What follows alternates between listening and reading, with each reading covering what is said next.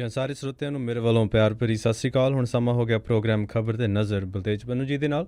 ਅੱਜ ਦਾ ਪ੍ਰੋਗਰਾਮ ਸ਼ੁਰੂ ਕਰਨ ਤੋਂ ਪਹਿਲਾਂ ਸਪਾਂਸਰਾਂ ਦਾ ਬਹੁਤ-ਬਹੁਤ ਧੰਨਵਾਦ ਕਰਨਾ ਚਾਹੁੰਦੇ ਹਾਂ। ਖਾਲਸਾ ਇੰਸ਼ੋਰੈਂਸ ਸੈਨੋਜ਼ੇ ਤੋਂ, ਗੁਰਦੀਪ ਸਿੰਘ ਬਿਰਦੀ ਕਲੋਵਿਸ ਤੋਂ, ਸਤਨਾਮ ਸਿੰਘ ਸ਼ੇਰਗਿਲ ਸੈਲਮਾ ਤੋਂ, ਲਾਲੀ ਸਿੱਧੂ ਜੀ ਬੇਕਰਸਫੀਲਡ ਤੋਂ, ਸੁਖਵਿੰਦਰ ਸਿੰਘ ਤੇ ਜਸਵੀਰ ਕੌਰ ਫਰੀਮੰਡ ਤੋਂ, ਅਵਤਾਰ ਸਿੰਘ ਤੇ ਰਣਜੀਤ ਕੌਰ ਸਿੱਧੂ ਬੇਕਰਸਫੀਲਡ ਤੋਂ, ਰਣਬੀਰ ਸਿੰਘ ਰਾਣਾ ਬੇਕਰਸਫੀਲਡ ਤੋਂ, ਜਗਤਾਰ ਸਿੰਘ ਆਨੰਦਪੁਰੀ ਫਰੀਮੰਡ ਤੋਂ, ਮਨਜੀਤ ਸਿੰਘ ਸਿੱਧੂ ਜੀ ਫਰੈਜ਼ਨੋ ਤੋਂ ਅਤੇ ਬਲਰਾਜ ਕੌਰ ਸਹੋਤਾ ਸੈਲਮਾ ਤੋਂ। ਸਪਾਂਸਰਾਂ ਦਾ ਬਹੁਤ ਧੰਨਵਾਦ ਕਰਦੇ ਹਾਂ। ਅਤੇ ਹੁਣ ਅਸੀਂ ਬਲਤੇਜ ਪੰਨੂ ਜੀ ਨੂੰ ਸਵਾਗਤ ਕਰਦੇ ਹਾਂ ਅੱਜ ਦੇ ਪ੍ਰੋਗਰਾਮ 'ਚ। ਹਾਂਜੀ ਬਲਤੇਜ ਪੰਨੂ ਜੀ, ਸਤਿ ਸ਼੍ਰੀ ਅਕਾਲ, ਜੀ ਆਇਆਂ ਨੂੰ ਅੱਜ ਦੇ ਪ੍ਰੋਗਰਾਮ 'ਚ। ਮਿਹਰਬਾਨੀ ਦਿਲਪ੍ਰੀਤ, ਕੱਲ ਸਾਰੇ ਸਰੋਤਿਆਂ ਨੂੰ ਜੀ ਨਿਗਾਹ ਮਾਰਦੇ ਹਾਂ ਇਸ ਵੇਲੇ ਆਲੇ ਦੁਆਲੇ ਦੇ ਉੱਤੇ, ਔਰ ਖਾਸ ਤੌਰ ਦੇ ਉੱਤੇ ਸਭ ਤੋਂ ਵੱਡੀ ਖਬਰ ਜਿਹੜੀ ਹੈ ਇਸ ਵੇਲੇ ਬਣੀ ਹੋਈ ਹੈ ਕਿ ਜੰਮੂ ਕਸ਼ਮੀਰ ਦੇ ਵਿੱਚ ਕੀ ਹੋਣਾ। ਜੰਮੂ ਕਸ਼ਮੀਰ ਦੇ ਵਿੱਚ ਬਹੁਤ ਤਣਾਅ ਤੇ ਅਨਿਸ਼ਚਿਤਤਾ ਵਾਲਾ ਜਿਹੜਾ ਦੀ ਉਹ ਮਾਹੌਲ ਬਣਿਆ ਹੋਇਆ ਹੈ। ਆਮ ਲੋਕਾਂ ਦੇ ਵਿੱਚ ਕੁਝ ਅਜੀਬ ਜਿਹੀਆਂ ਸਰਕਾਰੀ ਗਤੀਵਿਧੀਆਂ ਦੇ ਕਰਕੇ ਡਰ ਤੇ ਸਹਿਮ ਵਾਲਾ ਮਾਹੌਲ ਹੈ। ਕੱਲ ਸ਼ਾਮ ਤੋਂ ਜ਼ਿਆਦਾ ਜਿਹੜਾ ਜੀ ਇਹ ਬਣ ਗਿਆ। ਸਭ ਤੋਂ ਪਹਿਲਾਂ ਮੋਬਾਈਲ ਤੇ ਇੰਟਰਨੈਟ ਸੇਵਾਵਾਂ ਬੰਦ ਕਰ ਦਿੱਤੀਆਂ ਗਈਆਂ ਸੀਗੀਆਂ ਕੱਲ ਸ਼ਾਮੀ ਜੰਮੂ ਕਸ਼ਮੀਰ ਦੇ ਵਿੱਚ। ਅੱਜ ਸਾਰੇ ਸਕੂਲ ਤੇ ਕਾਲਜ ਬੰਦ ਰੱਖਣ ਦੇ ਹੁਕਮ ਜਾਰੀ ਕੀਤੇ ਗਏ ਆ। ਸਮੁੱਚੇ ਸੂਬੇ ਦੇ ਵਿੱਚ ਧਾਰਾ 144 ਲਾਗੂ ਕਰ ਦਿੱਤੀ ਗਈ ਹੈ। ਕਿਸੇ ਜਗ੍ਹਾ ਦੇ ਉੱਤੇ ਕੋਈ ਜਲਸਾ ਜਲੂਸ ਇਕੱਠ ਨਹੀਂ ਕੀਤਾ ਜਾ ਸਕਦਾ। ਜੰਮੂ ਕਸ਼ਮੀਰ ਦੇ ਵਿੱਚ ਪੈਰਾਮਿਲਟਰੀ ਫੋਰਸਿਸ ਦੀਆਂ 40 ਕੰਪਨੀਆਂ ਤਾਇਨਾਤ ਨੇ। ਰਾਜਪਾਲ ਸੱਤਿਆਪਾਲ ਮਲਿਕ ਨੇ ਸੂਬੇ ਦੇ DGP ਦੇ ਨਾਲ ਮੁਲਾਕਾਤ ਕੀਤੀ ਹੈ। ਅੱਜ ਇੱਥੇ ਭਾਰਤੀ ਸਮੇਂ ਮੁਤਾਬਕ ਕੇਂਦਰ ਦੇ ਵਿੱਚ ਦਿੱਲੀ ਦੇ ਵਿੱਚ ਸਵੇਰੇ 9:30 ਵਜੇ ਜਿਹੜੀ ਜੀ ਉਹ ਮੀਟਿੰਗ ਇਸ ਸਬੰਧ ਦੇ ਵਿੱਚ ਕੀਤੀ ਜਾਣੀ ਆ। PDP ਦੀ ਆਗੂ ਮਹਿਬੂਬਾ ਮੁਫਤੀ, ਨੈਸ਼ਨਲ ਕਾਨਫਰੰਸ ਦੇ ਆਗੂ ਉਮਰ ਫਾਰੂਕ ਅਬਦੁੱਲਾ ਦੇ ਨਾਲ ਕਾਂਗਰਸੀ ਆਗੂ ਉਸਮਾਨ ਮਾਜਿਦ ਤੇ CPIM ਦੇ ਆਗੂ MY ਤਾਰੀਗਮੀ ਨੂੰ ਰਾਤੀ ਗ੍ਰਿਫਤਾਰ ਕਰ ਲਿਆ ਗਿਆ ਸੀ। ਉਂਝ ਬੇਸ਼ੱਕ ਸਰਕਾਰੀ ਤੌਰ ਦੇ ਉੱਤੇ ਇਹਦੀ ਕੋਈ ਪੁਸ਼ਟੀ ਨਹੀਂ, ਪਰ ਇਹ ਕਿਹਾ ਗਿਆ ਕਿ ਇਹ ਆਗੂ ਆਪੋ ਆਪਣੇ ਘਰਾਂ ਦੇ ਅੰਦਰ ਨਜ਼ਰਬੰਦ ਰਹਿਣਗੇ। ਇਹ ਵੀ ਪਤਾ ਲੱਗਾ ਕਿ ਜਿਹੜੀਆਂ ਅੱਤਵਾਦੀਆਂ ਦੀਆਂ ਧਮਕੀਆਂ ਤੇ ਕੰਟਰੋਲ ਰੇਖਾ ਦੇ ਉੱਤੇ ਪਾਕਿਸਤਾਨ ਦੇ ਨਾਲ ਤਣਾਅ ਦੇ ਚੱਲਦਿਆਂ ਕਸ਼ਮੀਰ ਵਾਦੀ ਦੇ ਵਿੱਚ ਕਰਫਿਊ ਲਾਏ ਜਾਣ ਦਾ ਐਲਾਨ ਵੀ ਕੀਤਾ ਜਿਹੜਾ ਜੀ ਉਹ ਜਾ ਸਕਦਾ ਹੈ। ਸਾਰੇ ਸਰਕਾਰੀ ਅਧਿਕਾਰੀਆਂ ਨੂੰ ਇਹ ਆਖਿਆ ਗਿਆ ਕਿ ਉਹ ਆਪਣੀ ID ਕਾਰਡ ਜਿਹੜਾ ਜੀ ਉਹ ਨਾਲ ਰੱਖਣ। ਸਾਰੇ ਸੈਲਾਨੀ ਜਿਹੜੇ ਘੁੰਮਣ ਫਿਰਨ ਇੱਥੇ ਗਏ ਹੋਏ ਸੀ ਜੰਮੂ ਕਸ਼ਮੀਰ ਚੋਂ ਬਾਹਰ ਜਾ ਚੁੱਕੇ ਨੇ, ਜਿਹਦੇ ਕਰਕੇ ਇਹਨਾਂ ਦਿਨਾਂ ਦੇ ਵਿੱਚ ਜਿਹੜਾ ਸੈਰ ਸਪਾਟਾ ਉਦਯੋਗ ਹੈ ਇਹ ਇੰਨਾ ਜ਼ਿਆਦਾ ਉੱਥੇ ਹੁੰਦਾ ਕਿ 2 ਮਹੀਨਿਆਂ ਦੇ ਵਿੱਚ ਲੋਕ ਸਾਲ ਭਰ ਦੀਆਂ ਰੋਟੀਆਂ ਕਮਾਉਂਦੇ ਆ। ਉਹ ਸਾਰੇ ਦੇ ਸਾਰੇ ਬੇਕਾਰ ਹੋ ਕੇ ਰਹਿ ਗਏ। ਜਿਹੜੇ ਜੰਮੂ ਕਸ਼ਮੀਰ ਦੇ ਵਿਦਿਆਰਥੀ ਵੱਖ-ਵੱਖ ਸੂਬਿਆਂ ਦੇ ਵਿੱਚ ਪੜ੍ਹਦੇ ਆ ਕਾਲਜਸ ਦੇ ਵਿੱਚ, ਉਹ ਵੀ ਜਿਹੜੇ ਦੀ ਜੰਮੂ ਕਸ਼ਮੀਰ ਦੇ ਵਿੱਚ ਚਲੇ ਗਏ। ਜਿਹੜੀ ਅਮਰਨਾਥ ਦੀ ਯਾਤਰਾ ਸੀ ਉਹ ਪਹਿਲਾਂ ਹੀ ਰੋਕ ਦਿੱਤੀ ਗਈ ਸੀਗੀ। ਜੰਮੂ ਕਸ਼ਮੀਰ ਦੀਆਂ ਜਿਹੜੀਆਂ ਖੇਤਰੀ ਪਾਰਟੀਆਂ ਨੇ ਉਹਨਾਂ ਨੇ ਇੱਕ ਸੁਰ ਦੇ ਵਿੱਚ ਇਹ ਗੱਲ ਕਹੀ ਆ ਕਿ ਸੂਬੇ ਦੇ ਵਿਸ਼ੇਸ਼ ਦਰਜੇ ਨੂੰ ਖਤਮ ਕਰਨ ਦੀ ਕਿਸੇ ਵੀ ਤਰ੍ਹਾਂ ਦੀ ਕੋਸ਼ਿਸ਼ ਦਾ ਵਿਰੋਧ ਜਿਹੜਾ ਜੀ ਉਹ ਕੀਤਾ ਜਾਊਗਾ। ਜੀ ਹੁਣ ਇਹ ਨਹੀਂ ਪਤਾ ਅਜੇ ਕਿ ਸਰਕਾਰ ਨੇ ਕਰਨਾ ਕੀ ਹੈ। ਜਿਹੜੀ ਵੱਡੀ ਗੱਲ ਜਿਹੜੀ ਚੱਲ ਰਹੀ ਆ ਉਹ ਇਸ ਗੱਲ ਨੂੰ ਲੈ ਕੇ ਚੱਲ ਰਹੀ ਆ ਅਟਕਲਾਂ ਦੇ ਰੂਪ ਦੇ ਵਿੱਚ ਕਿ ਸ਼ਾਇਦ ਜਿਹੜਾ ਜੰਮੂ ਆ ਉਹਨੂੰ ਇੱਕ ਵੱਖਰਾ ਰਾਜ ਬਣਾ ਦਿੱਤਾ ਜਾਊਗਾ, ਜਦੋਂ ਕਿ ਜਿਹੜਾ ਕਸ਼ਮੀਰ ਆ, ਕਸ਼ਮੀਰ ਤੇ ਲਦਾਖ ਜਿਹੜੇ ਦੋ ਨੇ ਇਹ ਯੂਨੀਅਨ ਟੈਰੀਟਰੀ ਬਣਾ ਦਿੱਤੇ ਜਾਣਗੇ। ਜੇ ਇਹ ਕੇਂਦਰੀ ਸ਼ਾਸਤ ਰਾਜ ਬਣ ਜਾਂਦੇ ਆ, ਯੂਨੀਅਨ ਟੈਰੀਟਰੀ ਬਣ ਜਾਂਦੇ ਆ, ਤਾਂ ਉਹਦੇ ਨਾਲ ਜਿਹੜੀ ਵਿਵਾਦਿਤ 35A ਤੇ ਧਾਰਾ 370 ਆ ਉਹ ਆਟੋਮੈਟਿਕਲੀ ਖਤਮ ਹੋ ਜਾਂਦੀ ਹੈ। ਔਰ ਇਹ ਜਿਹੜਾ ਦੀ ਸਭ ਤੋਂ ਵੱਡਾ ਇਸ ਵੇਲੇ ਚੱਲ ਰਿਹਾ ਕਿ ਸ਼ਾਇਦ ਇਹ ਸਾਰਾ ਕੁਝ ਜਿਹੜਾ ਦੀ ਉਹ ਹੋ ਸਕਦਾ ਹੈ। ਕੀ ਹੁੰਦਾ ਅਗਲੇ ਕੁਝ ਘੰਟਿਆਂ ਦੇ ਦੌਰਾਨ ਇਹ ਸਾਰਾ ਕੁਝ ਜਿਹੜਾ ਦੀ ਉਹ ਸਾਹਮਣੇ ਆ ਸਕਦਾ ਹੈ। ਪਰ ਬਹੁਤ ਡਰ ਤੇ ਸਹਿਮ ਵਾਲਾ ਮਾਹੌਲ ਜਿਹੜਾ ਦੀ ਉਹ ਬਣਿਆ ਹੋਇਆ। ਨਾਲ ਲੱਗਵੇਂ ਸੂਬਿਆਂ ਦੇ ਵਿੱਚ ਵੀ ਇਹਤਿਆਤ ਦੇ ਤੌਰ ਦੇ ਉੱਤੇ ਜਿਹੜਾ ਦੀ ਉਹ ਬਿਲਕੁਲ ਨੇੜਿਓਂ ਨਿਗਾਹ ਰੱਖਣ ਦੇ ਹੁਕਮ ਗ੍ਰਹਿ ਮੰਤਰਾਲੇ ਦੇ ਵੱਲੋਂ, ਕੇਂਦਰੀ ਗ੍ਰਹਿ ਮੰਤਰਾਲੇ ਦੇ ਵੱਲੋਂ ਆਖੇ ਗਏ ਆ। ਜੀ ਜਿਹੜੇ ਇੱਥੇ ਕਲੱਬ ਚੱਲਦੇ ਆ, ਨਾਈਟ ਕਲੱਬ, ਉਹਨਾਂ ਨੂੰ 12 ਵਜੇ ਤੱਕ ਖੁੱਲ੍ਹੇ ਰੱਖਣ ਦੀ ਇਜਾਜ਼ਤ ਹੈ ਪੰਜਾਬ ਦੇ ਵਿੱਚ ਜਿਹੜੇ ਚੱਲਦੇ ਆ। ਪਰ ਇਹ ਜਿਹੜੇ ਨਾਈਟ ਕਲੱਬ ਨੇ ਇਹ ਨੌਜਵਾਨਾਂ ਨੂੰ ਖਿੱਚਣ ਦੇ ਵਾਸਤੇ ਕੀ ਕਰਦੇ ਆ, ਆਪਣੇ ਸੋਸ਼ਲ ਮੀਡੀਆ ਦੇ ਉੱਤੇ ਇਹ ਕਹਿੰਦੇ ਆ ਕਿ ਰਾਤੀ 10 ਵਜੇ ਤੋਂ ਲੈ ਕੇ ਸਵੇਰੇ 4 ਵਜੇ ਤੱਕ ਇਹ ਨਾਈਟ ਕਲੱਬ ਜਿਹੜੇ ਜੀ ਉਹ ਖੁੱਲ੍ਹਦੇ ਆ। ਜ਼ੀਰਕਪੁਰ, ਮੋਹਾਲੀ ਇਸ ਤਰ੍ਹਾਂ ਦੇ ਖੇਤਰ ਹੈ ਜਿੱਥੇ ਇਹ ਨਾਈਟ ਕਲੱਬ ਪੂਰੀ ਰਾਤ ਭਰ ਖੁੱਲ੍ਹਦੇ ਆ। ਉੱਥੇ ਕਈ ਕਿਸਮ ਦੇ ਜਿਹੜੇ ਨਸ਼ੇ ਨੇ ਉਹਨਾਂ ਦੀ ਵਰਤੋਂ ਵੱਡੇ ਪੱਧਰ ਦੇ ਉੱਤੇ ਕੀਤੀ ਜਾਂਦੀ ਹੈ। ਕਈ ਵਾਰੀ ਗੱਲਾਂ ਜਿਹੜੀਆਂ ਜੀ ਉਹ ਸਾਹਮਣੇ ਆਈਆਂ ਨੇ, ਪਰ ਕੋਈ ਇਹਦੇ ਉੱਤੇ ਧਿਆਨ ਨਹੀਂ ਦਿੰਦਾ। ਮੋਹਾਲੀ ਦੇ ਇੱਕ ਜਿਹੜਾ ਫੇਜ਼ 2 ਦੇ ਵਿੱਚ ਇੱਕ ਨਾਈਟ ਕਲੱਬ ਸੀਗਾ, ਉੱਥੇ ਇੱਕ ਘਟਨਾ ਹੁਣ ਜਿਹੜੀ ਉਹ ਵਾਪਰੀ ਆ। ਇਹਨੇ ਇੱਕ ਵਾਰੀ ਫੇਰ ਸਾਰਾ ਧਿਆਨ ਜਿਹੜਾ ਜੀ ਇਸ ਪਾਸੇ ਵੱਲ ਖਿੱਚਿਆ। ਦੋ ਜਿਹੜੇ ਸੀਗੇ ਨੌਜਵਾਨ, ਉਹ ਆਪਸ 'ਚ ਤਕਰਾਰ ਹੋਇਆ ਕਿਸੇ ਗੱਲੋਂ, ਤੇ ਇੱਕ ਨੇ ਫਿਰ ਆ ਕੇ ਪਾਰਕਿੰਗ ਦੇ ਵਿੱਚ ਦੂਜੇ ਨੂੰ ਬਿਲਕੁਲ ਨੇੜੇ ਤੋਂ ਆਪਣੇ ਪਿਸਤੌਲ ਦੇ ਨਾਲ ਗੋਲੀ ਮਾਰਤੀ। ਜਿਹੜਾ ਸੁਖਵਿੰਦਰ ਸਿੰਘ ਸੀਗਾ ਉਹ ਥਾਂ ਮਾਰਿਆ ਗਿਆ।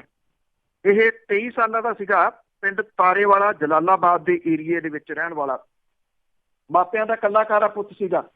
ਕੁਝ ਸਮਾਂ ਪਹਿਲਾਂ ਇਹ ਜਿਹੜੇ ਮੌਜੂਦਾ ਮੁੱਖ ਮੰਤਰੀ ਨੇ ਕੈਪਟਨ ਅਮਰਿੰਦਰ ਸਿੰਘ ਦੀ ਸੁਰੱਖਿਆ ਜਿਹੜਾ ਦਸਤਾ ਉਹਦੇ ਵਿੱਚ ਤਾਇਨਾਤ ਹੋਇਆ ਸੀਗਾ। ਉਹਦਾ ਪਿਓ ਬਲਜੀਤ ਰਾਮ ਮਹਿਰੋਕ ਵੀ ਪੁਲਿਸ ਵਿਭਾਗ ਦੇ ਵਿੱਚ ਤਾਇਨਾਤ ਸੀਗਾ। ਇਹ ਤੜਕਸਾਰ ਕੁਝ 3:30 ਵਜੇ ਦੀ ਘਟਨਾ ਜਿਹੜੀ ਜੀ ਉਹ ਦੱਸੀ ਜਾ ਰਹੀ ਹੈ ਕਿ ਵਾਕਿੰਗ ਸਟਰੀਟ ਕੈਫੇ ਸੀਗਾ ਜਿੱਥੇ ਪਾਰਟੀ ਕੋਈ ਚੱਲ ਰਹੀ ਸੀਗੀ।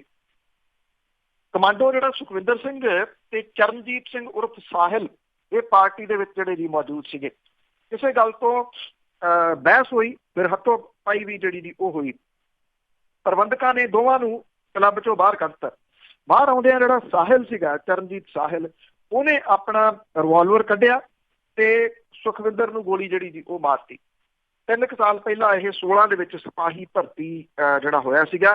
ਹੁਣ ਜਾਂਚਾਂ ਜਿਹੜੀਆਂ ਉਹ ਹੁੰਦੀਆਂ ਫਿਰਨਗੀਆਂ ਕਈ ਕੁਝ, ਪਰ ਕਿਵੇਂ ਇਹਨਾਂ ਕਲੱਬਾਂ ਨੇ ਜਿਹੜਾ ਵੀ ਉਹ ਸਾਰੇ ਨਿਯਮ ਕਾਨੂੰਨ ਛਿੱਕੇ ਟੰਗ ਕੇ ਜਿਹੜਾ ਜੀ ਉਹ ਪੈਸੇ ਬਣਾਉਣ ਦਾ ਸੋਚਿਆ ਹੋਇਆ, ਉਹਦੇ ਵੱਲ ਕਦੀ ਕਿਸੇ ਦਾ ਪਹਿਲਾਂ ਜਿਹੜਾ ਜੀ ਉਹ ਧਿਆਨ ਨਹੀਂ ਗਿਆ। ਧਿਆਨ ਤਾਂ ਇਸ ਵੇਲੇ ਅਜੇ ਵੀ ਜਿਹੜਾ ਜੀ ਉਹ ਸਰਕਾਰ ਦਾ ਚਿੱਟੇ ਵੱਲ ਹੈ ਨੀਗਾ। ਚਿੱਟੇ ਦਾ ਜ਼ਿਕਰ ਰੋਜ਼ ਹੁੰਦਾ, ਰੋਜ਼ ਹੁੰਦੀਆਂ ਓਵਰਡੋਜ਼ ਦੇ ਨਾਲ ਜਿਹੜੀਆਂ ਮੌਤਾਂ ਨੇ ਉਹ ਕਿਉਂ ਹੋ ਰਹੀਆਂ ਨੇ, ਇੱਕ ਬਹੁਤ ਗੰਭੀਰ ਸਵਾਲ ਹੈ। ਪਿਛਲੀ ਸਰਕਾਰ ਜਿਹੜੀ ਅਕਾਲੀ ਭਾਜਪਾ ਸੀ ਉਹ ਕਹਿੰਦੀ ਸੀ ਕਿ ਪੰਜਾਬ ਚਿੱਟਾ ਹੀ ਹੈ ਨਹੀਂ, ਪੰਜਾਬ 'ਚ ਕੋਈ ਨਸ਼ਾ ਨਹੀਂ, 0.2% ਨਸ਼ਾ। ਹੁਣ ਵਾਲੀ ਕਹਿੰਦੀ ਹੈ ਨਸ਼ਾ ਹੈਗਾ ਸੀ, 90% ਅਸੀਂ ਖਤਮ ਕਰਤਾ। ਸਾਰੇ ਫੜ ਕੇ ਅੰਦਰ ਦੇ ਤੇ ਸਪਲਾਈ ਲਾਈਨ ਤੋੜਤੀ ਆ ਤੇ ਜਿਹੜੇ ਸਮਗਲਰ ਨੇ ਉਹਨਾਂ ਦਾ ਲੱਕ ਤੋੜ ਦਿੱਤਾ। ਪਰ ਪੰਜਾਬ ਦੇ ਮੂੰਹ ਦੇ ਉੱਤੇ ਕਾਲਖ ਜਿਹੜੀ ਇੱਕ ਵਾਰੀ ਅੱਜ ਫੇਰ ਬਲੀ ਗਈ ਕਿ ਪਹਿਲੀ ਇੱਕ ਔਰਤ ਜਿਹੜੀ ਸੀ ਉਹਦੀ ਓਵਰਡੋਜ਼ ਦੇ ਨਾਲ ਮੌਤ ਹੋ ਗਈ। 27 ਸਾਲਾਂ ਦੀ ਇਹ ਜਿਹੜੀ ਬਠਿੰਡੇ ਦੇ ਦੀਪ ਨਗਰ ਦੀ ਰਹਿਣ ਵਾਲੀ ਮਹਿਲਾ ਸੀਗੀ, ਜਿਹੜੀ ਸਰਕਾਰੀ ਹਸਪਤਾਲ ਦੇ ਵਿੱਚ ਜਿਹੜੀ ਜੀ ਉਹ ਮੌਤ ਹੋਈ ਆ। ਇਹਦਾ ਜਿਹੜਾ ਘਰ ਵਾਲਾ ਉਹ ਕੈਂਟਰ ਦੇ ਉੱਤੇ ਡਰਾਈਵਰੀ ਜਿਹੜਾ ਜੀ ਉਹ ਕਰਦਾ ਸੀ। ਉਹ ਕਹਿੰਦਾ ਉਹਨੂੰ ਚੇਤਾ ਵੀ ਨਹੀਂ ਸੀ ਕਿ ਉਹਦੀ ਘਰ ਵਾਲੀ ਜਿਹੜੀ ਉਹ ਚਿੱਟੇ ਤੇ ਜਿਹੜੀ ਲੱਗੀ ਹੋਈ ਆ।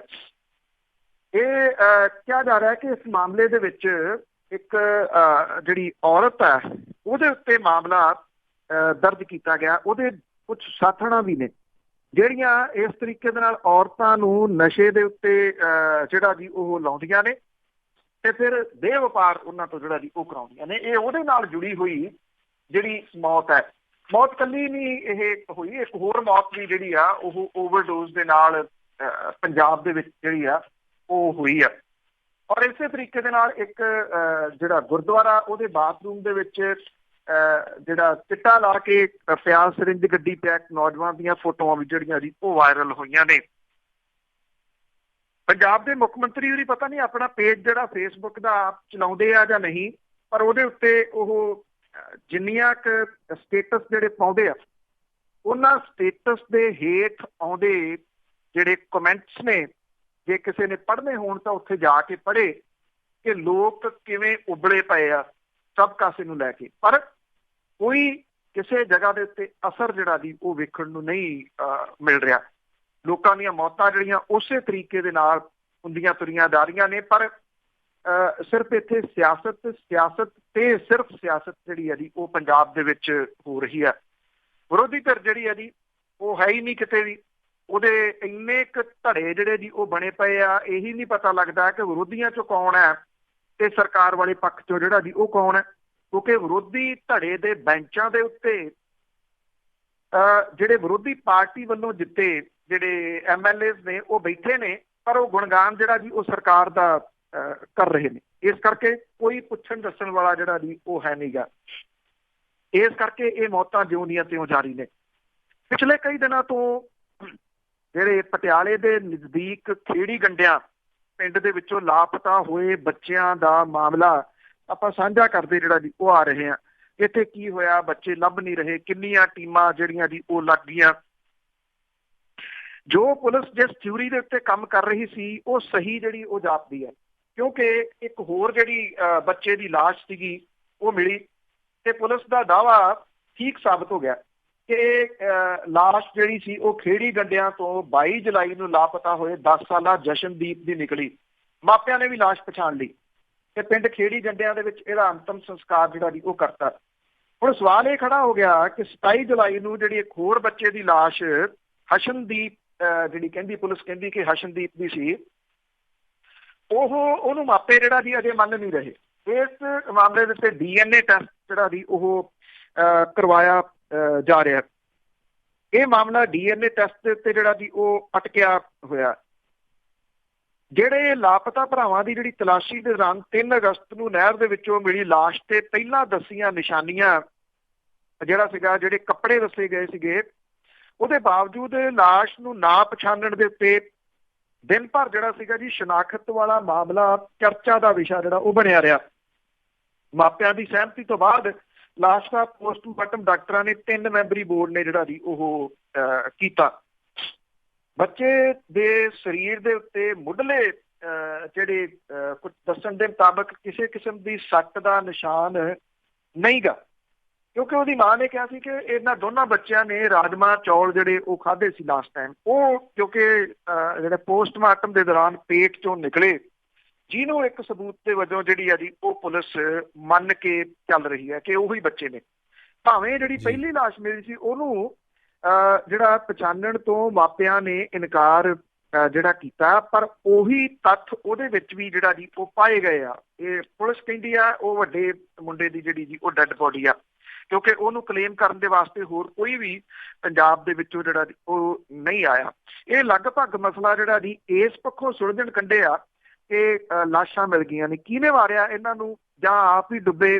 ਪੁਲਿਸ ਕਹਿੰਦੀ ਆ ਕਿ ਕੋਈ ਬਾਂਦਰ ਪਿੰਡ ਚ ਆਣ ਵੜਿਆ ਸੀ, ਬੱਚੇ ਉਹਦੇ ਪਿੱਛੇ ਭੱਜੇ ਤੇ ਸ਼ਾਇਦ ਉਹਦੇ ਪਿੱਛੇ ਭੱਜਦਿਆਂ ਇਹ ਨਹਿਰ ਚ ਡੁੱਬ ਗਏ। ਪਰ ਇਹ ਦੋਵੇਂ ਭਰਾ ਹੀ ਕਿਉਂ ਡੁੱਬੇ, ਬੱਚੇ ਤਾਂ ਹੋਰ ਵੀ ਜਿਹੜਾ ਦੀ ਪਿੱਛੇ ਭੱਜੇ ਸੀ। ਇਹ ਸਵਾਲ ਹੈ ਕਿ ਇਹਨਾਂ ਨੂੰ ਮਾਰ ਕੇ ਸੁੱਟਿਆ ਗਿਆ, ਧੱਕਾ ਦਿੱਤਾ ਗਿਆ ਨਹਿਰ ਦੇ ਵਿੱਚ। ਇਹ ਜਿਹੜਾ ਦੀ ਉਹ ਸਵਾਲ ਹੈ। ਨਹਿਰਾਂ ਕੰਢੇ ਰਹਿੰਦੇ ਜਿਹੜੇ ਬੱਚੇ ਨੇ ਅਕਸਰ ਨਹਿਰਾਂ ਤੇ ਨਹਾਉਣ ਜਾਂਦੇ ਆ ਤੇ ਤਾਰੂ ਹੁੰਦੇ ਆ। ਇਹ ਉਹ ਨਹੀਂ ਹੁੰਦੇ ਕਿ ਇਹ ਤਰਨਾ ਨਹੀਂ ਜਿਹੜਾ ਦੀ ਉਹ ਜਾਣਦੇ। ਇਸ ਕਰਕੇ ਇਹ ਕੁਝ ਸਵਾਲ ਖੜੇ ਨੇ। ਪੁਲਿਸ ਕੀ ਖੁਲਾਸਾ ਕਰਦੀ ਹੈ ਵੀ ਦੇਖਦੇ ਆ। ਪਿਓ ਕਹਿੰਦਾ ਸੀਗਾ ਕਿ ਉਹ 8:45 ਵਜੇ ਘਰੇ ਸੀਗਾ ਤੇ ਉਹਨੇ ਬੱਚਿਆਂ ਦੀ ਭਾਲ ਸ਼ੁਰੂ ਕੀਤੀ, ਜਦੋਂ ਕਿ ਪੁਲਿਸ ਨੇ ਇੱਕ ਵੀਡੀਓ ਜਿਹੜੀ CCTV ਫੁਟੇਜ ਦੀ ਲੱਭੀ ਆ, ਉਹ ਰਾਜਪੁਰਾ ਰੋਡ ਦੇ ਉੱਤੇ ਪੈਂਦੇ ਇੱਕ ਢਾਬੇ ਤੇ ਬੈਠਾ ਸ਼ਰਾਬ ਪੀ ਰਿਹਾ। ਦੋਨੋਂ ਬੱਚੇ ਉਹਦੇ ਕੋਲੇ ਜਿਹੜਾ ਜੀ ਉਹ ਦੱਸੇ ਜਾਂਦੇ ਆ। ਸ਼ਾਇਦ ਇਹ ਕਿਤੇ ਨਾ ਕਿਤੇ ਇੱਕ ਹੋਰ ਕੜੀ ਵੱਲ ਜਿਹੜਾ ਜੀ ਉਹ ਇਸ਼ਾਰਾ ਕਰ ਰਿਹਾ ਹੋਵੇ। ਪੁਲਿਸ ਦੇ ਖੁਲਾਸਿਆਂ ਦੀ ਅਜੇ ਉਡੀਕ ਆ ਕਿ ਉਹ ਇਹਦਾ ਕਾਰਨ ਕੀ ਦੱਸਦੀ ਆ। ਵਿਧਾਨ ਸਭਾ ਦਾ ਜਿਹੜਾ ਸੈਸ਼ਨ ਹੈ 2 ਦਿਨਾਂ ਦਾ, 1 ਦਿਨ ਤੱਕ ਉਹ ਸ਼ਰਧਾਂਜਲੀਆਂ ਦੇ ਕੇ ਚੁੱਕ ਲਿਆ ਸੀਗਾ। ਅੱਜ ਜਿਹੜਾ ਦੀ ਅਸਲ ਦੇ ਵਿੱਚ ਇਹਦਾ ਦਿਨ ਸ਼ੁਰੂ ਹੋਊਗਾ। ਵਿਰੋਧੀ ਧਿਰਾਂ ਜਿਹੜੀਆਂ ਦੀ ਉਹ ਪੰਜਾਬ ਵਿਧਾਨ ਸਭਾ ਦੇ ਮੌਨਸੂਨ ਇਜਲਾਸ ਦੇ ਦੌਰਾਨ ਕੈਪਟਨ ਸਰਕਾਰ ਨੂੰ ਘੇਰਨ ਲਈ ਆਪੋ ਆਪਣੀ ਰਣਨੀਤੀ ਘੜ ਰਹੀਆਂ ਨੇ। ਮੁੱਖ ਮੰਤਰੀ ਕੈਪਟਨ ਅਮਰਿੰਦਰ ਸਿੰਘ ਨੇ ਆਪਣੇ ਵਿਧਾਇਕਾਂ ਨੂੰ ਪਲੋਸਣ ਦੇ ਵਾਸਤੇ ਰਾਤ ਦੀ ਜਿਹੜੀ ਉਹ ਦਾਵਤ ਰੱਖੀ ਆ। ਪੰਜਾਬ ਵਿਧਾਨ ਸਭਾ ਦਾ ਮੌਨਸੂਨ ਇਜਲਾਸ ਭਾਵੇਂ 2 ਅਗਸਤ ਨੂੰ ਸ਼ੁਰੂ ਹੋਇਆ ਸੀਗਾ, ਪਰ ਅੱਜ ਇਹਦੀ ਸ਼ੁਰੂਆਤ ਜਿਹੜੀ ਅਸਲ ਦੇ ਵਿੱਚ ਹੋ ਰਹੀ ਆ। 1 ਦਿਨ ਸ਼ਰਧਾਂਜਲੀਆਂ ਦੇ ਦਿੱਤੀਆਂ, ਡਰਾਮਾ ਹੀ ਇਹ ਕੀਤਾ ਜਾਂਦਾ। ਅੱਗੋਂ ਸੈਟਰਡੇ ਸੰਡੇ ਆ ਗਿਆ, 2 ਦਿਨ ਛੁੱਟੀ। ਅੱਜ ਤੋਂ ਦੁਬਾਰਾ ਜਿਹੜਾ ਦੀ ਉਹ ਸ਼ੁਰੂ ਹੋਊਗਾ। ਜਿਹੜੀ ਇੱਕ ਮੀਟਿੰਗ ਆ ਉਹ ਮੁੱਖ ਮੰਤਰੀ ਨੇ ਜਿਹੜਾ ਦੀ ਉਹ ਸੱਦੀ ਆ। ਵਿਰੋਧੀ ਧਿਰਾਂ ਦੇ ਵੱਲੋਂ ਜਿਹੜਾ ਬਿਜਲੀ ਦੀਆਂ ਵਧੀਆਂ ਦਰਾਂ, ਡਰੱਗ ਤੇ ਏਡਸ, ਦਲਿਤਾਂ ਦੇ ਨਾਲ ਵਧੀਕੀਆਂ, ਅਮਨ ਕਾਨੂੰਨ ਦੀ ਵਿਗੜੀ ਹਾਲਤ, ਬੇਅਦਬੀ, ਬਰਗਾੜੀ ਕਾਂਡ, ਮੁੱਖ ਦੋਸ਼ੀਆਂ ਨੂੰ ਬਚਾਉਣਾ, ਜਿਹੜੀ ਲੱਗੀ ਆ ਜੀ ਕਲੋਜ਼ਰ ਰਿਪੋਰਟ, ਉਹਦੇ ਉੱਤੇ ਜਿਹੜਾ ਦੀ ਉਹ ਘੇਰਨ ਦੇ ਯਤਨ ਜਿਹੜੇ ਕੀਤੇ ਜਾਣਗੇ। ਅਕਾਲੀ ਦਲ ਭਾਜਪਾ ਗੱਠਜੋੜ ਬੇਅਦਬੀ ਤੇ ਬਰਗਾੜੀ ਕਾਂਡ ਨੂੰ ਛੇੜਨ ਤੋਂ ਪਰਹੇਜ਼ ਕਰੂਗਾ, ਕਿਉਂਕਿ ਇਹਦੇ ਚੋਂ ਆਪ ਫਸਦਾ। ਪਰਮਿੰਦਰ ਸਿੰਘ ਢੀਂਡਸਾ ਇਸ ਸੈਸ਼ਨ ਦੇ ਵਿੱਚ ਪਹਿਲੀ ਵਾਰੀ ਅਕਾਲੀ ਦਲ ਭਾਜਪਾ ਗੱਠਜੋੜ ਵਿਧਾਇਕ ਦਲ ਦੇ ਆਗੂ ਵਜੋਂ ਜ਼ਿੰਮੇਵਾਰੀ ਜਿਹੜੀ ਜੀ ਉਹ ਨਿਭਾਉਣ ਦੇ। ਵਿਰੋਧੀ ਧਿਰ ਦੇ ਆਗੂ ਹਰਪਾਲ ਸਿੰਘ ਚੀਮਾ ਕਹਿੰਦੇ ਆ ਕਿ ਉਹਨਾਂ ਦੀ ਪਾਰਟੀ CBI ਦੇ ਵੱਲੋਂ ਬੇਅਦਬੀ ਕੇਸਾਂ ਦੀ ਅਦਾਲਤ ਵਿੱਚ ਦਾਖਲ ਕਲੋਜ਼ਰ ਰਿਪੋਰਟ ਦੇ ਬਾਰੇ ਕੈਪਟਨ ਸਰਕਾਰ ਤੇ ਅਕਾਲੀ ਦਲ ਦੋਵਾਂ ਨੂੰ ਘੇਰੂਗੀ।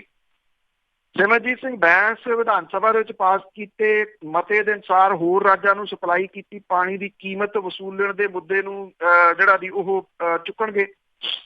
ਕੰਵਰ ਸੰਧੂ, ਪਿਰਮਲ ਖਾਲਸਾ, ਜਗਤਾਰ ਜੱਗਾ, ਜਗਦੇਵ ਸਿੰਘ ਕਮਾਲੂ ਇਹ ਕਿੱਧਰ ਜਾਣਗੇ, ਕੀ ਕਰਨਗੇ, ਕੁਛ ਨਹੀਂ ਪਤਾ। ਮਾਸਟਰ ਬਲਦੇਵ ਸਿੰਘ ਹੋਰੀ ਉਹ ਕੀ ਕਰਨਗੇ ਇਹ ਵੀ ਪਤਾ ਨਹੀਂ। ਸੁਖਪਾਲ ਸਿੰਘ ਖਹਿਰਾ ਇਸ ਸੈਸ਼ਨ 'ਚ ਨਹੀਂ ਜਾਣਗੇ।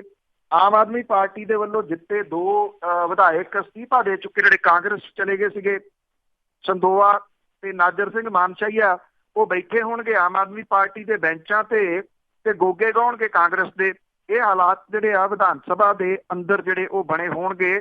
ਇਹ ਲੋਕਾਂ ਦੇ ਨਾਲ ਵੱਡਾ ਧੋਖਾ ਜੋ ਕੁਝ ਹੋਇਆ ਸੀਗਾ ਉਹਦੀ ਇੱਕ ਮੂੰਹ ਬੋਲ ਦੀ ਤਸਵੀਰ ਇਸ ਵਾਰੀ ਵਿਧਾਨ ਸਭਾ ਦੇ ਬੈਂਚਾਂ ਦੇ ਉੱਤੇ ਇਹਨਾਂ ਵਿਧਾਇਕਾਂ ਦੇ ਰੂਪ ਦੇ ਵਿੱਚ ਜਿਹੜੀ ਜੀ ਉਹ ਬੜੀ ਨੇੜਿਓਂ ਵੇਖੀ ਜਾ ਸਕੂਗੀ। ਅਕਸਰ ਗੱਲ ਜਿਹੜੀ ਜੀ ਚੱਲਦੀ ਹੈ ਕਿ ਵੱਡੀ ਗਿਣਤੀ ਦੇ ਵਿੱਚ ਜਿਹੜੇ ਨੌਜਵਾਨ ਨੇ ਉਹ ਵਿਦੇਸ਼ਾਂ ਵੱਲ ਨੂੰ ਉਹਨਾਂ ਨੇ ਵਹੀਰਾਂ ਜਿਹੜੀਆਂ ਉਹ ਘੱਤੀਆਂ ਹੋਈਆਂ ਨੇ। ਇਹਦਾ ਅਸਰ ਹੁਣ ਬਹੁਤ ਵੱਡੇ ਪੱਧਰ ਦੇ ਉੱਤੇ ਕਾਲਜਸ ਦੇ ਉੱਤੇ ਪੈਣਾ ਸ਼ੁਰੂ ਹੋ ਗਿਆ। ਜਿਹੜੀਆਂ ਦਿਓ ਕੱਦ ਪ੍ਰਾਈਵੇਟ ਯੂਨੀਵਰਸਿਟੀਜ਼ ਬਣੀਆਂ ਨੇ, ਅਗਲਾ ਧੜ ਕਰਦੀਆਂ ਜਾਂ ਧੜਮ ਕਰਦੀਆਂ ਇਹ ਡਿੱਗਣੀਆਂ ਨੇ। ਅਜੇ ਕਾਲਜਾਂ ਦੇ ਉੱਤੇ ਅਸਰ ਹੈ। ਮਾਲਵਾ ਪੱਟੀ ਦੇ ਵਿੱਚ ਦਰਜਨਾਂ ਕਾਲਜ ਨੇ ਜਿਨ੍ਹਾਂ ਦੇ ਕਲੇਜੇ ਜਿਹੜਾ ਸਟੱਡੀ ਵੀਜ਼ਾ ਉਹਨੇ ਧੂ ਪਾਈ ਆ। ਸਰਕਾਰੀ ਵਜ਼ੀਫੇ 'ਚ ਲੇਟ ਲਤੀਫੀ ਨੇ ਸਾਹ ਸੂਤੇ ਆ। ਜਿਹੜੇ ਪੁਰਾਣੇ ਕਾਲਜ ਨੇ ਉਹਨਾਂ ਨੂੰ ਫੌਰੀ ਸੰਕਟ ਨਹੀਂ, ਪਰ ਦਿਨ ਉਹਨਾਂ ਦੇ ਵੀ ਦੂਰ ਨਹੀਂ ਜਾਪਦੇ। ਪ੍ਰਾਈਵੇਟ ਕਾਲਜਾਂ ਦੀ ਭੀੜ ਨੂੰ ਆਈਲੈਟ ਸੈਂਟਰਾਂ ਨੇ ਖਿੱਚ ਲਿਆ, ਜਦੋਂ ਕਿ ਸਰਕਾਰੀ ਕਾਲਜਾਂ ਦੀ ਪੈਂਠ ਹਾਲੇ ਟੁੱਟੀ ਨਹੀਂ। ਨਵਾਂ ਫੈਸਲਾ ਹੈ ਕਿ ਕਾਲਜਾਂ ਦੇ ਵਿੱਚ ਪੜ੍ਹਦੇ ਦਲਿਤ ਬੱਚਿਆਂ ਨੂੰ ਜੋ ਸਰਕਾਰੀ ਵਜ਼ੀਫਾ ਮਿਲੂਗਾ ਉਹ ਵਿਦਿਆਰਥੀਆਂ ਦੇ ਸਿੱਧਾ ਖਾਤੇ 'ਚ ਜਾਊਗਾ। ਪਹਿਲਾਂ ਇਹ ਵਜ਼ੀਫਾ ਕਾਲਜ ਦੇ ਖਾਤੇ 'ਚ ਪੈਂਦਾ ਸੀਗਾ। ਦੁਆਬੇ ਮਗਰੋਂ ਮਾਲਵੇ 'ਚ ਸਟੱਡੀ ਵੀਜ਼ੇ ਦਾ ਰੁਝਾਨ ਜ਼ਿਆਦਾ ਵੱਧ ਗਿਆ। ਸਰਕਾਰੀ ਰਜਿੰਦਰਾ ਕਾਲਜ ਬਠਿੰਡਾ ਦੇ ਵਿੱਚ ਦਾਖਲਾ ਲੈਣ ਦੇ ਵਾਸਤੇ ਅਜੇ ਵੀ ਲਾਈਨਾਂ ਲੱਗਦੀਆਂ ਨੇ। ਸਰਕਾਰ ਨੇ ਹੱਥ ਘੁੱਟ ਕੇ ਪੂਰੀ ਵਾਹ ਲਾਈ, ਪਰ ਇਸ ਪੁਰਾਣੇ ਕਾਲਜ ਦਾਖਲਾ ਲੈਣ ਲਈ ਹਰ ਕੋਈ ਤਰਲੋ ਮੱਛੀ ਹੁੰਦਾ। ਜਿਹੜੇ ਇੱਥੇ ਜ਼ਰੂਰ ਥੋੜੀ ਜਿਹੜੀ ਚੰਗੀ ਆ, ਪਰ ਬਠਿੰਡਾ ਦੇ ਮਾਲਵਾ ਕਾਲਜ ਨੇ ਲੜਕੀਆਂ ਨੂੰ ਦਾਖਲਾ ਫੀਸ ਦੇ ਵਿੱਚ 50% ਦੀ ਛੋਟ ਦੇਣ ਦਾ ਫੈਸਲਾ ਕੀਤਾ। ਪਿਛਲੇ ਸਾਲ ਕਾਲਜ ਦੇ ਵਿੱਚ 1700 ਵਿਦਿਆਰਥੀ ਸੀ, ਐਤਕੀ 1500 ਨੇ। ਕਾਲਜ ਦੇ ਪ੍ਰਿੰਸੀਪਲ ਜਿਹੜੇ ਕਹਿੰਦੇ ਆ ਕਿ ਦਾਖਲੇ ਦੇ ਰੁਝਾਨ ਨੂੰ ਆਈਲੈਟ ਨੇ ਜਿਹੜੀ ਆ ਉਹ ਵੱਡੀ ਢਾਹ ਲਾਈ ਆ। ਪੰਜਾਬੀ ਯੂਨੀਵਰਸਿਟੀ ਪਟਿਆਲਾ ਨੇ ਘੱਟ ਦਾਖਲਿਆਂ ਨੂੰ ਵੇਖਦਿਆਂ ਬਿਨਾਂ ਲੇਟ ਫੀਸ ਦਾਖਲਾ ਲੈਣ ਦੀ ਤਰੀਕ 7 ਅਗਸਤ ਤੱਕ ਜਿਹੜੀ ਇਹਦੀ ਉਹ ਵਧਾ ਦਿੱਤੀ ਹੈ। ਬਠਿੰਡਾ ਖੇਤੇ ਦੇ ਵਿੱਚ ਆਇਲ ਸੈਂਟਰਾਂ ਦੀ ਗਿਣਤੀ ਤੇਜ਼ੀ ਨਾਲ ਵਧੀ ਹੈ। ਬਰਨਾਲਾ ਜ਼ਿਲ੍ਹੇ ਦੇ ਵਿੱਚ ਸੰਘੇੜਾ ਕਾਲਜ ਦੇ ਵਿੱਚ ਪਿਛਲੇ ਸਾਲ 1450 ਦੇ ਕਰੀਬ ਵਿਦਿਆਰਥੀ ਸੀ, ਐਤਕੀ 950 ਰਹਿ ਗਏ। ਪ੍ਰਾਈਵੇਟ ਕਾਲਜਾਂ ਦੀ ਫੀਸ ਜ਼ਿਆਦਾ, ਜਿਹਦੇ ਕਰਕੇ ਵਿਦਿਆਰਥੀ ਸਰਕਾਰੀ ਕਾਲਜਾਂ ਨੂੰ ਜਿਹੜਾ ਦੀ ਉਹ ਤਰਜੀਹ ਦਿੰਦੇ ਆ। ਫਰੀਦਕੋਟ ਦੇ ਸਰਕਾਰੀ ਬਰਜਿੰਦਰਾ ਕਾਲਜ ਦੀ ਸਰਦਾਰੀ ਜਿਹੜੀ ਦੀ ਉਹ ਜ਼ਰੂਰ ਕਾਇਮ ਹੈ, ਪਰ ਸਵਾਲ ਇਹ ਆ ਕਿ ਕਿੰਨੀ ਦੇਰ ਇਹ ਵੀ ਜਿਹੜੇ ਕਾਲਜਸ ਨੇ ਉਹ ਸਰਵਾਈਵ ਕਰਨਗੇ, ਕਿਉਂਕਿ ਆਫਟਰ ਆਲ ਇਹਨਾਂ ਦੇ ਉੱਤੇ ਵੀ ਮਾਰ ਤਾਂ ਜਿਹੜੀ ਹੈ ਜੀ ਉਹ ਪੈਣੀ ਆ। 1-2 ਸਾਲ ਹੋਰ ਲਾ ਲਓ। ਜੇ ਮੈਂ ਕਿਹਾ ਕਿ ਅਗਲੀ ਮਾਰ ਜਿਹੜੀ ਪੈਣੀ ਆ ਉਹ ਧੜ ਖੁੱਲੀਆਂ ਪ੍ਰਾਈਵੇਟ ਯੂਨੀਵਰਸਿਟੀਜ਼ ਦੇ ਉੱਤੇ ਪੈਣੀ ਆ, ਔਰ ਇਹ ਯੂਨੀਵਰਸਿਟੀਜ਼ ਵੀ ਖਾਲੀ ਹੋ ਜਾਣਗੀਆਂ ਆਉਣ ਵਾਲੇ ਦਿਨਾਂ ਦੇ ਦੌਰਾਨ। ਸ਼ਾਇਦ ਹੋ ਸਕਦਾ ਕਿ ਮੁੜ ਕੇ ਗੋਦਾਮ ਦੇ ਰੂਪ ਦੇ ਵਿੱਚ ਵਰਤੀਆਂ ਜਾਣ। ਬਾਘਾ ਪੁਰਾਣਾ ਸਬ ਡਿਵੀਜ਼ਨ ਦੇ ਪਿੰਡ ਨੱਥੂ ਵਾਲਾ ਗਰਬੀ ਦੇ ਵਿੱਚ ਜਿਹੜਾ ਸਮੂਹਕ ਕਤਲ ਹੋਇਆ, ਜਿਹੜੇ ਪਰਿਵਾਰ ਦੇ ਨੌਜਵਾਨ ਜਿਹੜਾ ਸੀਗਾ ਸੰਦੀਪ ਸਨੀ ਉਹਨੇ ਕੀਤਾ, ਉਹਦੀ ਜਿਹੜੀ ਡਾਇਰੀ ਮਿਲੀ ਆ ਜਿਹਦੇ ਵਿੱਚ ਖੁਦਕੁਸ਼ੀ ਨੋਟ ਹੈ, ਉਹ ਬੜੇ ਸਾਰੇ ਸਵਾਲ ਖੜੇ ਕਰਦਾ। ਉਹ ਸਵਾਲ ਸੰਦੀਪ ਸਨੀ ਦੇ ਬਾਰੇ ਦੇ ਵਿੱਚ ਹੀ ਨਹੀਂ, ਬਲਕਿ ਨੌਜਵਾਨਾਂ ਦੀ ਮਾਨਸਿਕਤਾ ਦੇ ਬਾਰੇ ਦੇ ਵਿੱਚ ਵੀ ਜਿਹੜੇ ਉਹ ਖੜੇ ਕਰਦਾ। ਕਿੱਥੇ ਇਸ ਨੌਜਵਾਨ ਨੇ ਆਪਣੇ 80 ਸਾਲਾ ਬਜ਼ੁਰਗ ਦਾਦੇ ਦਾ ਸਹਾਰਾ ਬਣਨਾ ਸੀ ਤੇ ਹੁਣ ਉਹਦਾ ਬੁਢਾਪਾ ਰੋਲ ਗਿਆ। 12 ਪੰਨਿਆਂ ਦੀ ਲੰਮੀ ਚੌੜੀ ਚਿੱਠੀ ਇਹਨੇ ਖੁਦਕੁਸ਼ੀ ਨੋਟ ਦੇ ਵਿੱਚ ਲਿਖੀ ਆ। ਉਹਨੇ ਆਪਣੀ ਨਿਰਾਸ਼ ਜ਼ਿੰਦਗੀ ਦੇ ਅਹਿਮ ਖੁਲਾਸੇ ਕੀਤੇ ਆ। ਲਾਲ ਸ਼ਾਹੀ ਦੇ ਨਾਲ ਲਿਖੀ ਇਸ ਚਿੱਠੀ ਦੇ ਵਿੱਚ 27 ਸਾਲਾਂ ਦਾ ਸਨੀ ਲਿਖਦਾ ਕਿ ਉਹ ਦੁਨੀਆ ਨੂੰ ਦੱਸਣਾ ਚਾਹੁੰਦਾ ਹੈ ਕਿ ਕਿਸੇ ਔਤ ਦੀ ਜ਼ਮੀਨ ਦੇ ਉੱਤੇ ਅੱਖ ਨਾ ਰੱਖਿਓ। ਉਹਨਾਂ ਨੂੰ ਔਤ ਦੀ ਢੇਰੀ ਮਿਲੀ ਸੀਗੀ। ਉਹ ਆਪਣੀ ਜ਼ਿੰਦਗੀ ਤੋਂ ਇੰਨਾ ਨਿਰਾਸ਼ ਸੀਗਾ ਕਿ ਉਹਨੇ ਇਸ ਚਿੱਠੀ ਵਿੱਚ ਲਿਖਿਆ ਕਿ ਦੁਨੀਆ ਵਾਲੇ ਉਹਨੂੰ ਨਮਰਦ ਦਾ ਨਾਮ ਦੇਣਗੇ ਪਰ ਉਹਨੂੰ ਕੋਈ ਪਰਵਾਹ ਨਹੀਂ। ਉਹ ਕਹਿੰਦਾ ਕਿ ਮੇਰੀ ਬਦਕਿਸਮਤੀ ਹੈ, ਜੋ ਇਹਦੇ ਚ ਗੰਭੀਰ ਗੱਲ ਹੈ ਦੇਖਣ ਵਾਲੀ। ਉਹ ਲਿਖਦਾ ਹੈ ਕਿ ਮੇਰੀ ਇਹ ਬਦਕਿਸਮਤੀ ਸੀ ਕਿ ਮੈਂ ਚੰਗੇ ਘਰ ਵਿੱਚ ਜਨਮ ਲਿਆ।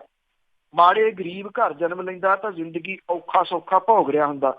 ਮੈਂ ਆਪਣੇ ਅੰਦਰਲਾ ਦਰਦ ਵਿੱਚੇ ਵਿੱਚ ਘੁੱਟ ਕੇ ਜੀਉ ਰਿਹਾ ਸੀ ਤੇ ਇਹ ਦਰਦ ਕਿਸੇ ਨੂੰ ਦੱਸ ਨਹੀਂ ਸਕਦਾ ਸੀ। ਜੇ ਮੈਂ ਇਹ ਦਰਦ ਮਾਪਿਆਂ ਨੂੰ ਦੱਸ ਦਿੰਦਾ ਤਾਂ ਉਹਨਾਂ ਜਿਉਂਦਿਆਂ ਮਰ ਜਾਣਾ ਸੀ। ਮੈਨੂੰ ਮੇਰੀ ਜ਼ਿੰਦਗੀ ਕਿਸੇ ਪਾਸੇ ਰਾਹ ਨਹੀਂ ਦੇ ਰਹੀ। ਰੱਬ ਨੇ ਮੇਰੀ ਖੁਸ਼ੀ ਲੈ ਲਈ ਹੈ। ਕੋਈ ਵੀ ਲਿਖਦਾ ਹੈ ਕਿ ਮੈਂ ਇਹ ਜ਼ਮੀਨ ਜਾਇਦਾਦ ਅੱਗ ਲਾਉਣੀ ਹੈ। ਮੈਂ ਇੱਕ ਜਿਉਂਦੀ ਲਾਸ਼ ਹਾਂ। ਮੈਂ ਆਪਣੇ ਪਰਿਵਾਰ ਨੂੰ ਇਸ ਕਰਕੇ ਮਾਰ ਰਿਹਾ ਕਿ ਉਹਨਾਂ ਤੋਂ ਮੇਰੇ ਮਰਨ ਦਾ ਦਰਦ ਬਰਦਾਸ਼ਤ ਨਹੀਂ ਕੀਤਾ ਜਾਣਾ ਤੇ ਮੈਂ ਖੁਦਕੁਸ਼ੀ ਕਰਕੇ ਉਹਨਾਂ ਨੂੰ ਜਿਉਂਦਿਆਂ ਜੀ ਨਹੀਂ ਸੀ ਮਾਰ ਸਕਦਾ। ਉਹ ਇਹ ਵੀ ਲਿਖਦਾ ਹੈ ਕਿ ਮੈਂ ਆਪਣੀ ਭੈਣ ਤੇ ਭਾਣਜੀ ਨੂੰ ਇਸ ਕਰਕੇ ਮਾਰਿਆ ਕਿਉਂਕਿ ਮੇਰੀ ਭੈਣ ਸਾਡੇ ਹੌਸਲੇ ਦੇ ਨਾਲ ਦਿਨ ਕੱਟ ਰਹੀ ਹੈ। ਇਹ ਪਰਿਵਾਰ ਇੱਕ ਨਾਮੀ ਪਰਿਵਾਰ ਸੀ ਪਿੰਡ ਦਾ। ਔਰ ਇਸ ਸੰਦੀਪ ਸਨੀ ਨੇ ਜਿਹੜਾ ਕਿਸੇ ਦਾ ਪਿਸਟਲ ਚੋਰੀ ਕਰਕੇ ਲਾਇਆ ਸੀ ਆਪਣੇ ਦੋਸਤਾਂ, ਜਿਹਦਾ ਜ਼ਿਕਰ ਉਹ ਖੁਦਕੁਸ਼ੀ ਨੋਟ ਦੇ ਵਿੱਚ ਵੀ ਕਰਦਾ। ਉਹਨੇ ਆਪਣੇ ਪਿਓ ਮਨਜੀਤ ਸਿੰਘ 60 ਸਾਲਾ, ਮਾਤਾ ਬਿੰਦਰ ਕੌਰ 58 ਸਾਲਾ, ਭੈਣ ਅਮਨਜੋਤ 30 ਸਾਲਾ, ਇੱਕ ਮਾਸੂਮ ਭਾਣਜੀ 4 ਸਾਲਾਂ ਦੀ, ਦਾਦੀ ਗੁਰਦੀਪ ਕੌਰ 80 ਸਾਲਾਂ ਦੀ ਨੂੰ ਗੋਲੀ ਮਾਰ ਕੇ ਮਾਰ ਦਿੱਤਾ। ਤੇ 7ਵਾਂ ਦੀ ਜਿਹੜਾ ਦਾਦਾ ਗੁਰਚਰਨ ਸਿੰਘ ਸੀਗਾ ਉਹਨੂੰ ਮਾਰਨ ਦੇ ਇਰਾਦੇ ਨਾਲ ਉਹਦੇ ਕਮਰੇ 'ਚ ਜਾ ਕੇ ਗੋਲੀ ਮਾਰੀ। ਉਹ ਜ਼ਖਮੀ ਹੋਣ ਕਰਕੇ ਡਿੱਗ ਪਿਆ ਤੇ ਉਹਨੂੰ ਮਰਿਆ ਸਮਝ ਕੇ ਉਹਨੇ ਚਬਾਰੇ 'ਚ ਜਾ ਕੇ ਖੁਦ ਨੂੰ ਜਿਹੜੀ ਸੀ ਉਹ ਗੋਲੀ ਮਾਰ ਲਈ। ਇਸ ਸਮੂਹਕ ਜਿਹੜਾ ਕਤਲ ਹੋਇਆ ਇਹਨੇ ਇਸ ਏਰੀਏ ਨੂੰ ਨਹੀਂ ਬਲਕਿ ਪੰਜਾਬ ਨੂੰ ਹਿਲਾ ਕੇ ਇੱਕ ਕਿਸਮ ਦੇ ਨਾਲ ਜਿਹੜਾ ਵੀ ਉਹ ਰੱਖ ਦਿੱਤਾ। ਔਰ ਜਿਵੇਂ ਮੈਂ ਗੱਲ ਕੀਤੀ ਸੀ ਕਿ ਨੌਜਵਾਨਾਂ ਦੀ ਮਾਨਸਿਕਤਾ ਕਿੱਧਰ ਨੂੰ ਚਲੇਗੀ। ਸ਼ਾਇਦ ਇੰਟਰਨੈਟ ਦੀ ਦੁਨੀਆ ਨੇ ਲੋਕਾਂ ਨੂੰ ਇਕੱਲਿਆਂ ਜਿਹੜਾ ਵੀ ਉਹ ਕਰ ਦਿੱਤਾ ਔਰ ਲੋਕ ਐਸਾ ਉਲਝ ਕੇ ਰਹਿ ਗਏ ਇਹਦੇ ਵਿੱਚ ਕਿ ਉਹ ਕਿਸੇ ਦੋਸਤ ਕਿਸੇ ਪਰਿਵਾਰ ਦੇ ਮੈਂਬਰ ਦੇ ਨਾਲ ਗੱਲ ਕਰਨ ਨੂੰ ਵੀ ਗਏ ਕਿ ਉਹਨੂੰ ਮੁਸ਼ਕਿਲ ਕੀ ਹੈ। ਇਹ ਪੰਜਾਬ ਦੇ ਮੌਜੂਦਾ ਹਾਲਾਤ ਜਿਹੜੇ ਜੀ ਇਸ ਕਿਸਮ ਦੇ ਬਣੇ ਹੋਏ ਨੇ। ਧੰਨਵਾਦ ਜੀ, ਬਹੁਤ ਬਹੁਤ ਧੰਨਵਾਦ ਬਲਦੇਜ ਪੰਨੂ ਜੀ। ਸਤਿ ਸ਼੍ਰੀ ਅਕਾਲ ਜੀ। ਸਤਿ ਸ਼੍ਰੀ ਅਕਾਲ ਜੀ। ਇਹ ਸਨ ਬਲਦੇਜ ਪੰਨੂ ਜੀ ਅੱਜ ਦੇ ਪ੍ਰੋਗਰਾਮ 'ਚ ਖਬਰ ਤੇ ਨਜ਼ਰ 'ਚ। ਤੇ ਅਸੀਂ ਇੱਦਾਂ ਹੀ ਕੱਲ੍ਹ ਨੂੰ ਮਿਲਦੇ ਹਾਂ। ਸੁਣਦੇ ਰਹੋ ਜੀ ਪੰਜਾਬੀ ਰੇਡੀਓ USA ਤੇ ਮੇਰੇ ਵੱਲੋਂ ਪਿਆਰ ਭਰੀ ਸਤਿ ਸ਼੍ਰੀ ਅਕਾਲ।